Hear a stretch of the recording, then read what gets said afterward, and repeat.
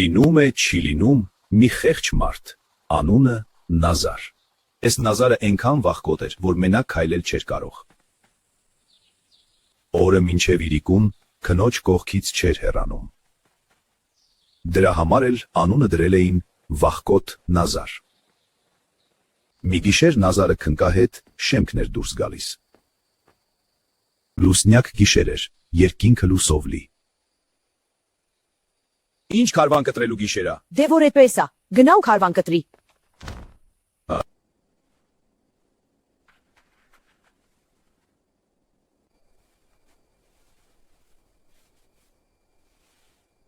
Մինչև լուսը բացվեց, էս մեր Նազարը 7 անգամ են աշխարհը գնաց եկավ։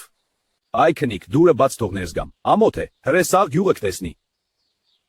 Նազարն այնքան մնաց տան պատի տակ, որ ճանճերը սկսեցին հավաքվել վրան։ Ճանճերի վրա զայրացած մեկ էլ որ տվեց, մի քանիսն ընկան գետնին, դա տեսնելով գյուղացիները գնում բերում են փայտ ու կտոր, սարքում դրոշակ վրան էլ գրում, անհաղթ հերոս քաչ Նազար, որ մին զարկի ջարդի 1000։ Մեր Նազարն էլ ոգևորվում է, նստում իր էշը եւ ճամփա ընկնում դեպի հերոսությունները։ Շատ է գնում թե քիչ, հասնում է մի գյուղ։ Այս ով է, ինչ է գրած դրոշակին։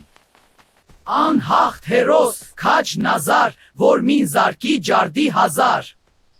Օ, քաչ Նազար, պատվի մեզ եւ արի կառավարիր մեր սեղանը քո մեծությամբ։ Հարգելի Նազար, ասա կենաց մեզ համար։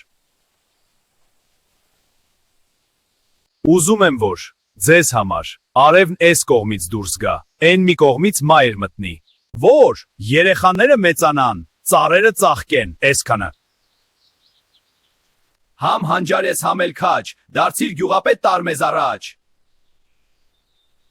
Նազարին կարգում են գյուղապետ, ու մինչ այսօր գյուղապետ է, բայց թե որն է գյուղը, այդպես էլ ոչ ոք չիմացավ։